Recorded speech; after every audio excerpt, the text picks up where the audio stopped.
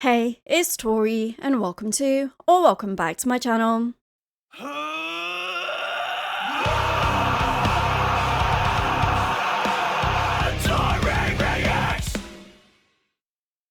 Today we welcome Einar from WARDRUNA to the channel. How are you doing? Pleasure to be here. I'm doing good. A little bit jet lagged because recently crossed the pond and I'm in New York at the moment. So yeah, a little bit still on Norwegian time, but apart from that, everything is good. Yeah, I totally understand the jet lag. I'm from England myself, but I do live in the US. So when I go home, it hits me like a ton of bricks, and it's you get to 8 p.m. back home, and I'm just like, I'm ready for bed. I'm ready, So I understand. Of course, you're here to talk about the brand new album Birna, which is out on January 24th via Sony Music and by Norse Music. You've had a few singles out already. How have you found the response from your fan base, or even from people who may just be discovering WARDRUNA through this release?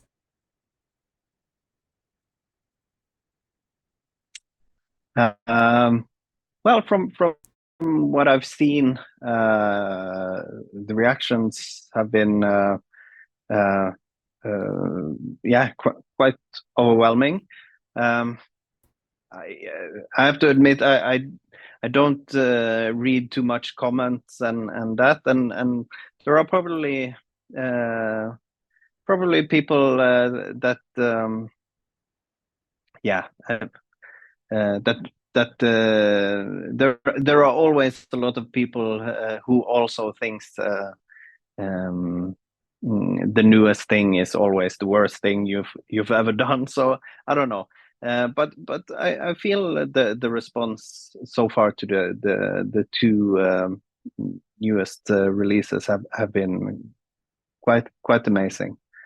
Um, I, yeah. Honestly, you're one of my absolute favorites. So no matter what you put out, I always fall in love with it. There's just something about the type of music that you create for the world that we live in today it's very refreshing, and I feel like the world has sort of gone on like somewhat of a spiritual journey to reconnect with past, like our past ancestors, our past culture. Do you feel like that's an important thing, to be able to connect with our past selves?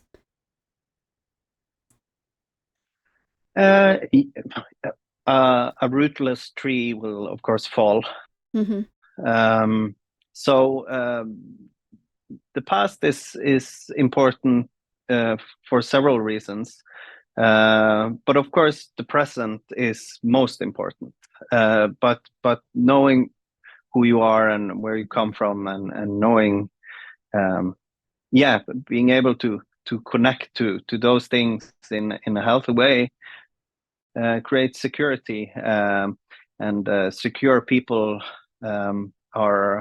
are better versions of themselves. So um, uh, yeah, so of course that's a big part of it.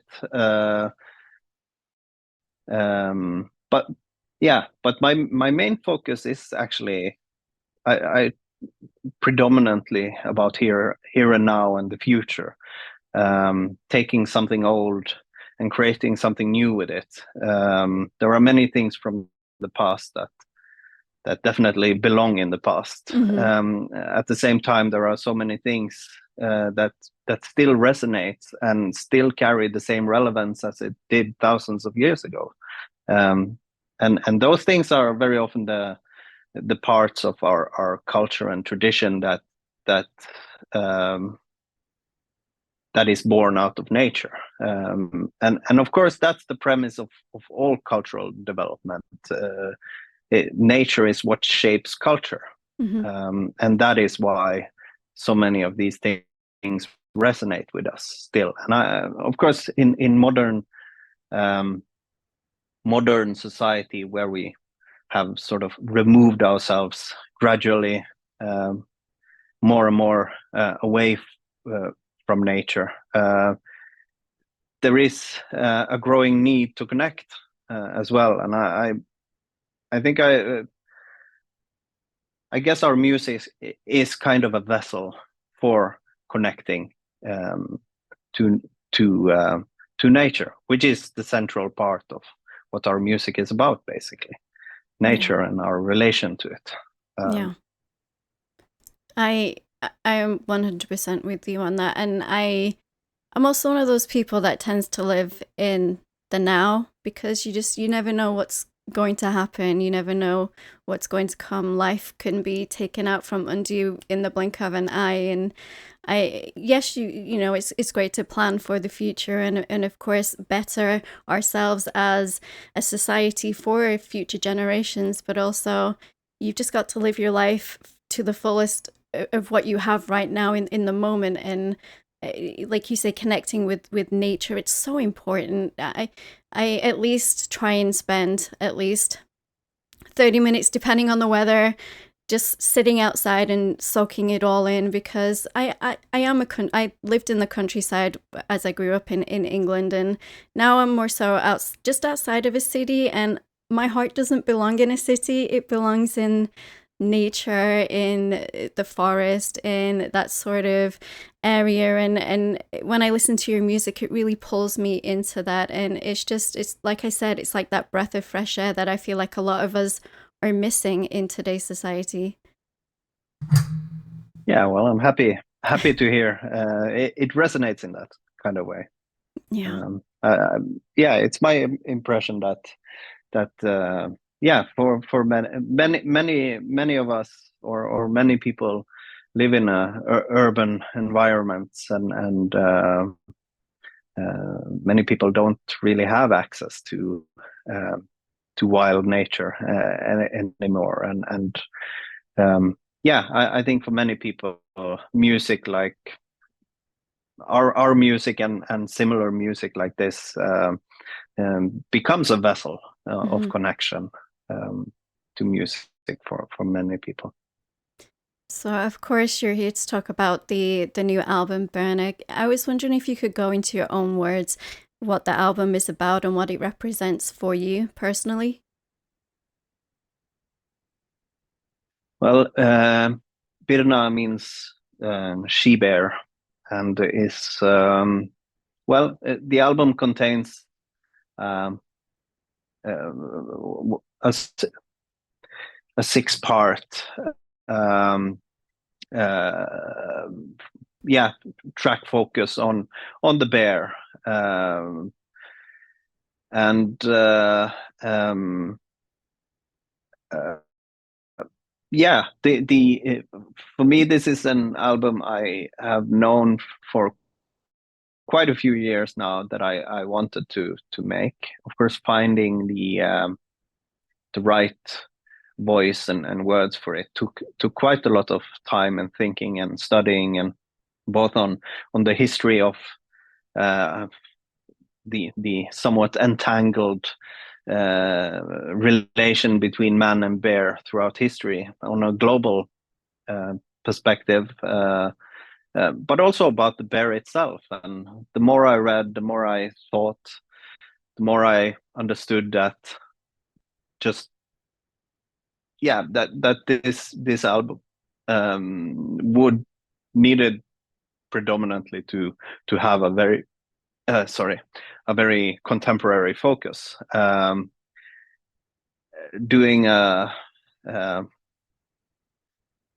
bear, it has such a yeah. I'd rather stay here and now and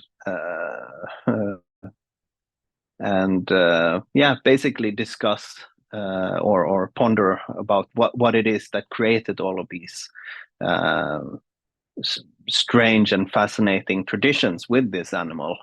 Uh, Sort of, yeah, create new totems rather than regurgitate the old ones, which are so far away from us. The the bear in has a very has a it's a very cyclic creature.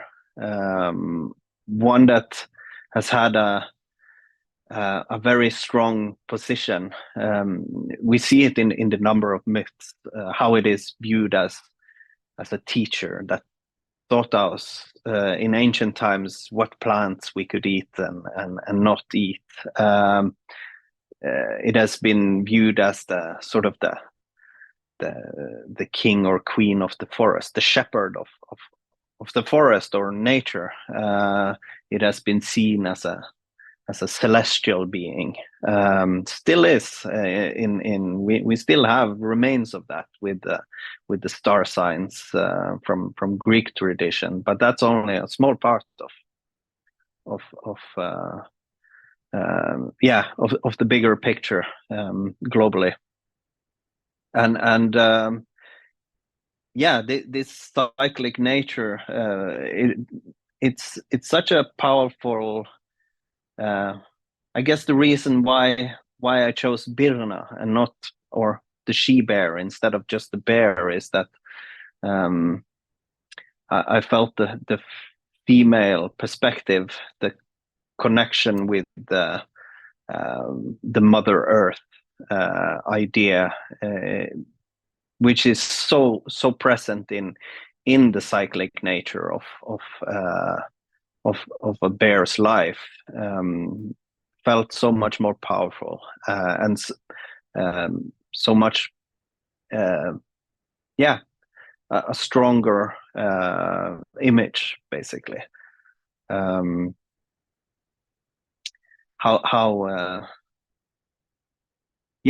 same way the salmon swims upstream to the place it was born to die, basically. The bear, when nature goes into hibernation, the bear goes into hibernation, and when the earth awakens, the bear awakens. So there are so many, I don't have to be very imaginative to write good poetry about that, because it's so poetic in itself. That's right. what I mean. The bear doesn't need all of these human ornamentations to be its own fantastic self, and that's what I wanted to do. I just wanted to give voice to this fantastic creature that has fascinated, and it's been a creature we have feared and revered. We have wanted to borrow its skills, its strength, its wit throughout the time on a global space. So in a global perspective, I mean.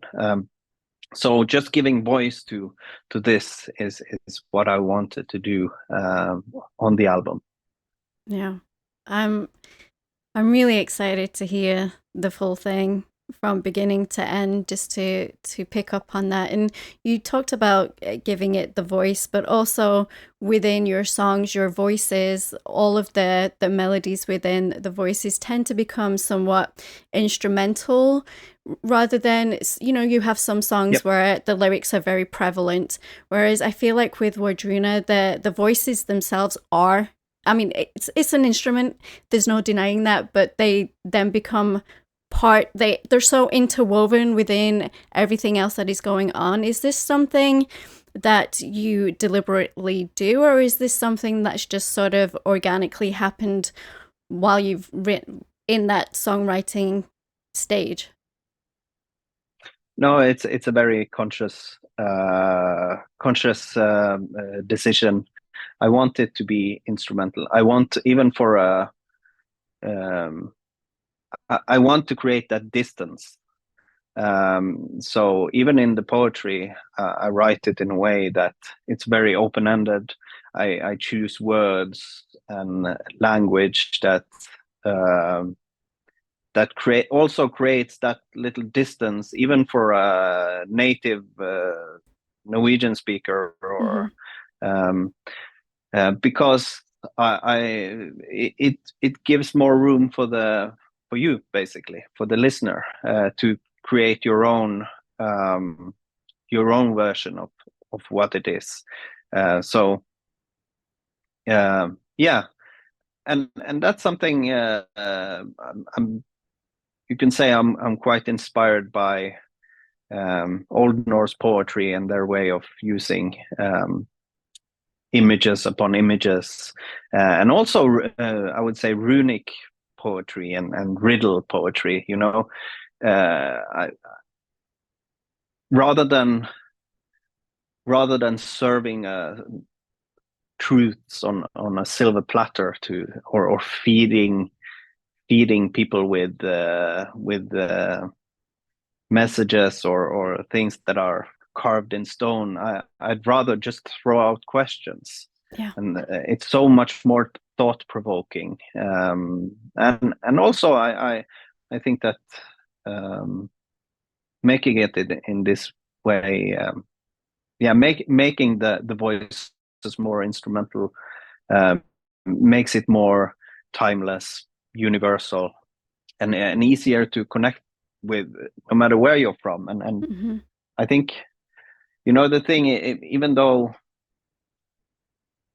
the sort of the packaging is very much a Nordic one, fact is, when you go far enough back in time, you see not only on the musical aspect, but also on the thematics we portray in our music, that you find them all over the planet, the same things. The similarities are more than the differences. I think so many of these things are they are so ancient that and universal that they are coded in our DNA, or something in our memory someplace. And I think that's the reason why we see people connecting to our music in the same way, whether it's back in Norway or in South America or yeah, because because of these things. It's timeless, it's universal, it's ancient, but timeless. Yeah, that's one thing I love about your music, is that no matter what your native tongue is, you don't necessarily have to understand the language to be able to understand the connection to the song or to the music. And while I do personally like to go back and read what you've personally interpreted the song to be, it's also nice to then have my own personal interpretation that from that first listen through that I've connected to, and that so many people around the world have connected to. And it's such a nice thing, and it's such a nice, refreshing sort of thing to hear voices used that way, rather than them being separate from the music. Everything's all interwoven and one. It's all one thing working really well together. Yeah, and it's and also in terms of how it's performed, it's important that it's I think in somewhere that is real. If you want to reach the heart, you need to sing from the heart, or with Yes. the heart. So it's not only about what you do, it's also about how you do it. Yes.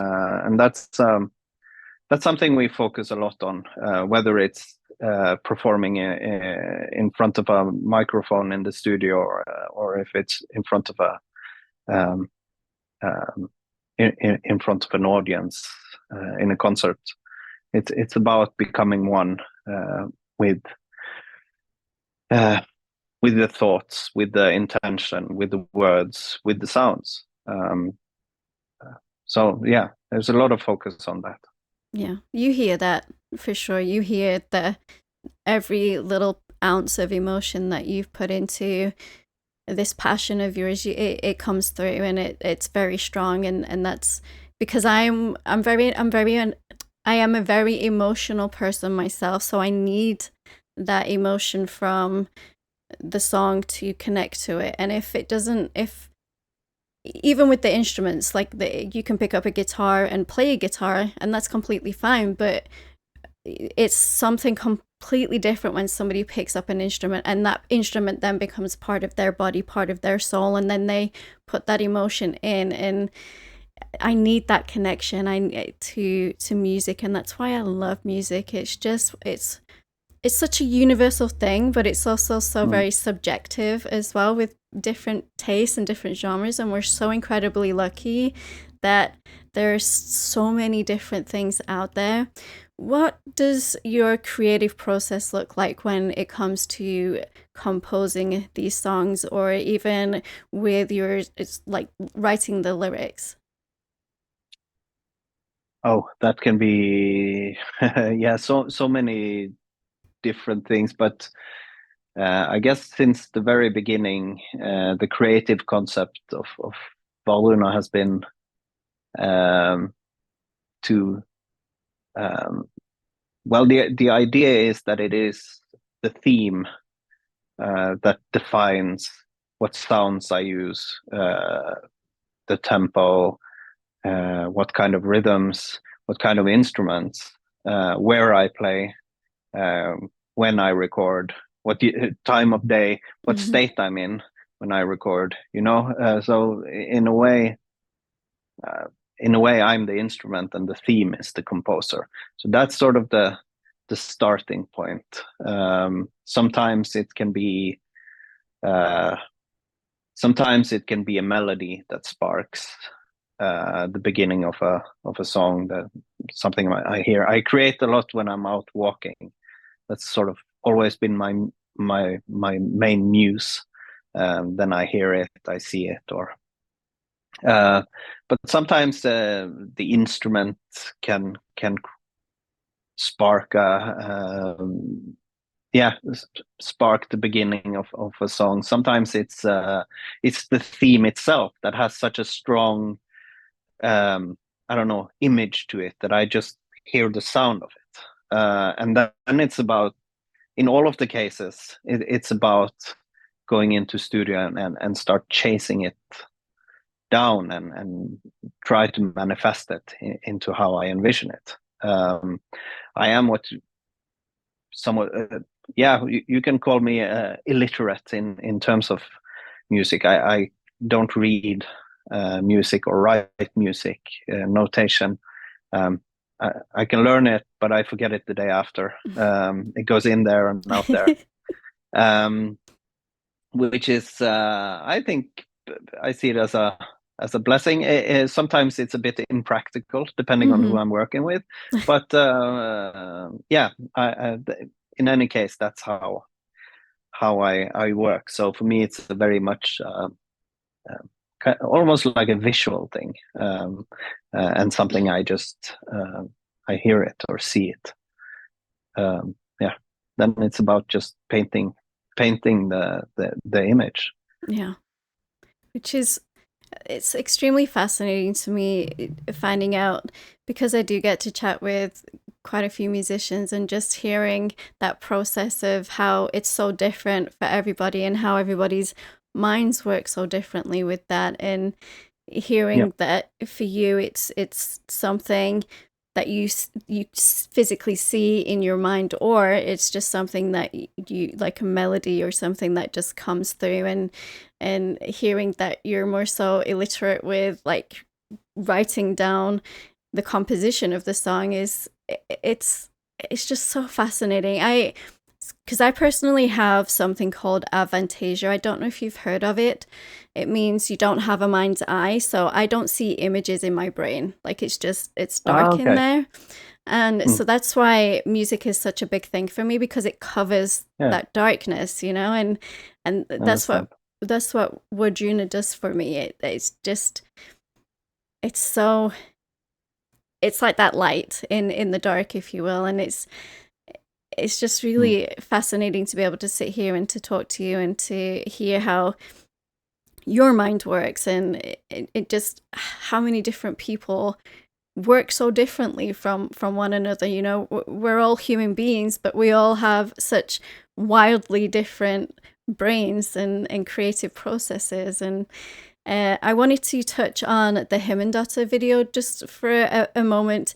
Yep. There was, of course, you had both male and females present within the video, but I did notice that the females were barefoot and the males weren't. What was the symbolism for doing that, if there was any? Mm, well, they did represent a more, well, I have to say it's part of something bigger.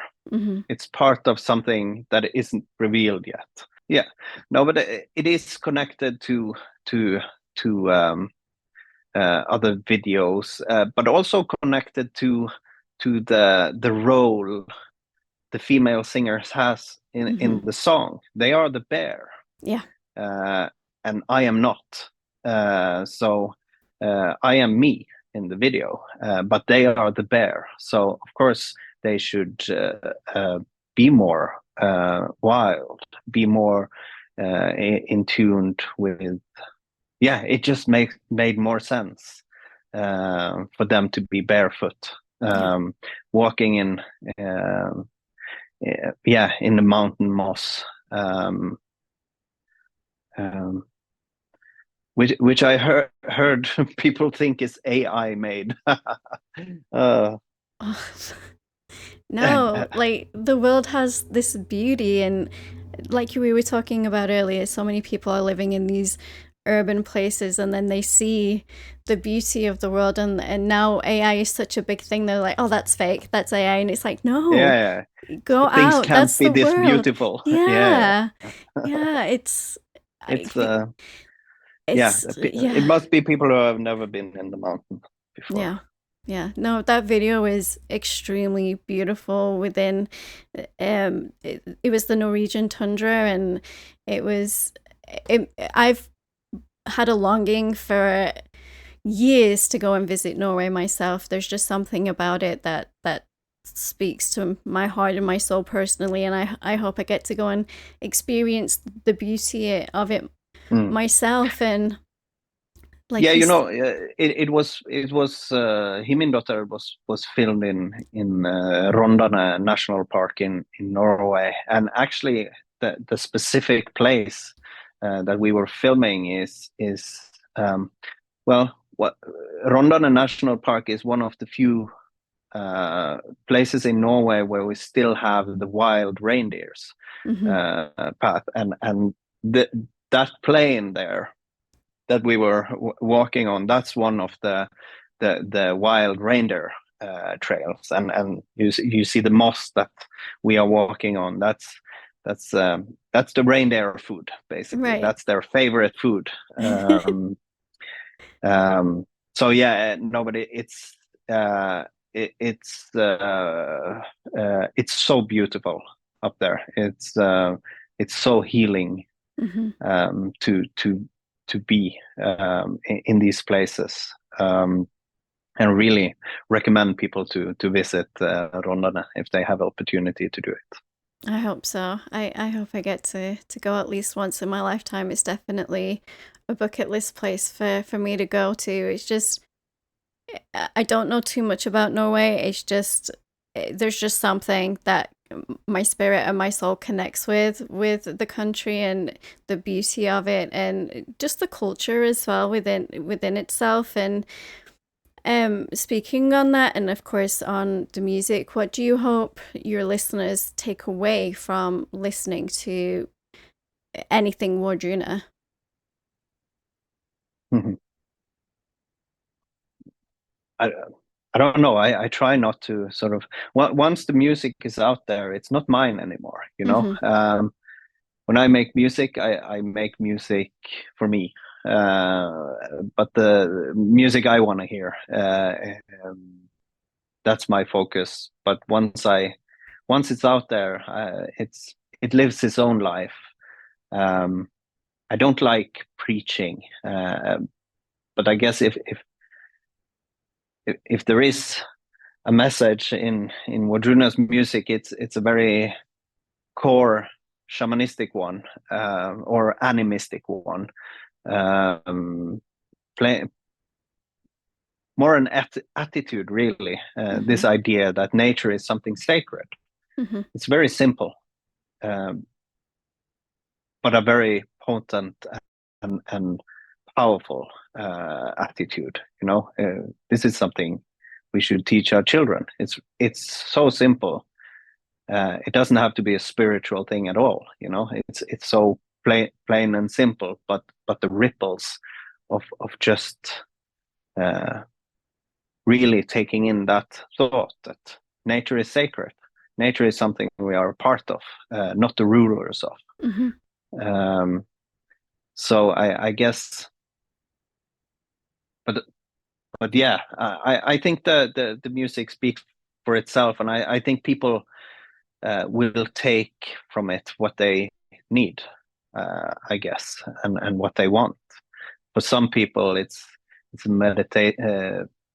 meditation. For some people, it's just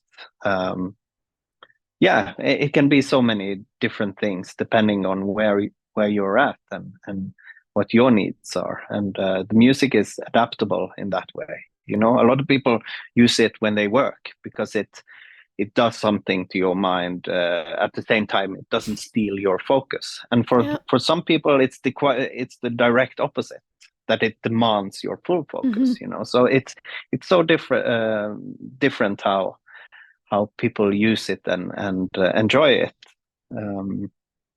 And yeah, that's the way it should be. Yeah, I completely agree. I love that way of looking at it. Whereas, like you say, you write it for you personally, but then once it's out and it's in the world, it's the world's to enjoy however they want to, in whatever frame of mind they're in at the moment they're listening to the song or the album or your discography. And I wanted to touch back on going quite a few years back to, of course, Helvegen. Helvegen has become somewhat of a phenomena in its own right. And when you were writing this song and over the years seeing how much it has affected probably a lot of your fan base, and you've had so many people come on and perform the song with you, of course, Katrine from Calandria, Ivor, Aurora. Did you think this song, when you first put it out into the world, would turn into what it has become? Hard to say, because I did feel it was one of those songs that of course, when I wrote it, I felt the same thing. I felt that it came from somewhere so intense, so heartfelt, so that process of writing the song was very fast and intense, almost like disappearing from this planet for a few days, and then coming back, and the song was there. That's kind of how it felt. It's all a blur in a way, a very intensive blur. And it is, of course,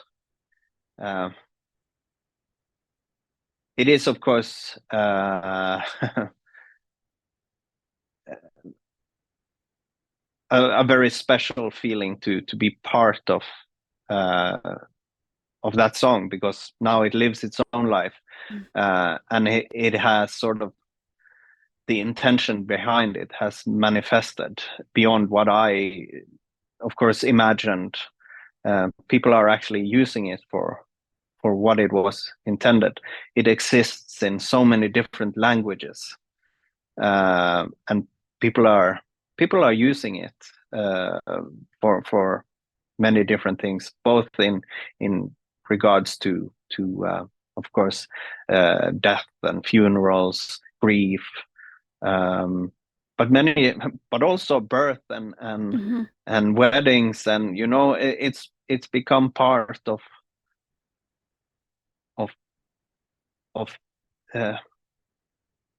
people's lives in but often they're the most sacred parts of or yeah, closest parts of life, and to be part of that, it's really hard to fathom, really take it in. I'm just I'm just proud to be part of it. Yeah, it's a special song, that's for sure. Yeah. When I first heard it, it just instantaneously called to me, and it's quickly become one of my all-time favorite songs, period, that I've heard. And I love seeing the different variations with the different people who come on and sing it with you and perform it with you, because they also then excuse me, they feel that song as well. And it's nice to see a song, especially with the subject matter, because death and that sort of thing is somewhat of a difficult subject for quite a lot of people, but the song, I feel, puts a lot of beauty into it, and it tends to become more of that celebration of life and that celebration of this loved one passing on and moving on to whatever is next for us, whatever your beliefs are. And it's, yeah, I just thank you from the bottom of my heart for putting that out and for sharing that. And it's such a wonderful song. Well, yeah, I thank you for saying. And yeah, it is special to see how it resonates, and also all the different forms the song has taken, and still does. Yeah. Yeah. So of course you're gearing up to play some live shows. How do you prepare yourself for touring, like mentally? And because obviously it's very physically taxing, but it's also very emotionally draining as well, especially because you yourself have a family and you've got to then spend that time away if they can't be with you. And just travel in general is very stressful. It's not something I personally enjoy doing. I like getting to the place and being in wherever I'm going, but that in between, I could do without. Yeah. We all could. Yeah. But yeah, no, it is a challenge, and on many different levels. And for me, my focus is I don't know, just performing is in itself is the music. It's very demanding, I have to say. Performing the music, also because it's so personal. I feel I'm serving my heart on a silver platter to everyone there. For sure. Yeah, it's turning yourself inside out in a way for those 2 hours, and so that has a cost. That being fully present. So my focus and my job, when I'm on tour, is to do whatever I need to do to have my best capacity, to do to do those concerts. I'm not there to sightsee. I'm not there to party or anything like that. So I have a very professional and perhaps very strict relation to these things. It needs to be disciplined, because or else I couldn't do this, because it gives a lot. Of course, it gives a lot, but it also comes with a cost. For me, it does. I don't know how it is for other people, but for me, it comes with a cost. So yeah, the focus is to do whatever I need to do to be at my best for those 2 hours every night I'm on stage, whether that's being totally quiet for the whole day, or try to seek out some nature, or be alone, or be with people. It can be many different things, you know. Sometimes doing the laundry, Yeah. like doing these completely mundane things that makes you perhaps feel that you're home, or whatnot, you know. Yeah. Um, I'm also lucky that one of my children is part of the Wardruna crew. So my son is actually traveling together with me, and Nice. that is um, also a good thing to have one of your closest to share this Yeah. with with them. Yeah. Because I understand how difficult it is being away from family, because it is only me who lives in North Carolina. The rest of my family are in England, and then I have a sister who Yeah, lives in Sweden. So like you just yearn for that connection of your loved ones, and being able to have your son then share this amazing thing that you've created with you is just, it's super special. So, well, Einar, I'm not going to keep you much longer. I just wondered if you had any last words for people watching this interview, just of thanks or anything like that. well, just take the opportunity then to just express my gratitude for all the love and support we we receive and have received throughout the years when we visit people around the world with our songs, and also when we release music. It's something that we are very humble about, and really not something we take for granted, and something, yeah, it's something I truly cherish, and I'm grateful for every single day. Yeah. Well, thank you so much for taking the time out of your busy schedule to be here. Of course, Birna, the brand new WARDRUNA album, will be out on January 24th. I will leave that pre-order link down below in the description, along with all of the information where you can find WARDRUNA on their social media, on their YouTube channel, everything like that. Please go ahead and subscribe, follow, whatever you can do to support. Of course, buy the album, because it is going to be amazing. Again, Einar, thank you so much. It's been an absolute pleasure. Pleasure is mine, and thanks for having me. Thank you. Don't forget to like and subscribe to become a Taurian. Speaking of becoming a Taurian, all of my social media links and my Discord link are down below in the description. We'd absolutely love to have you come hang out in the Discord community, and I will see you guys in the next video. Rock on.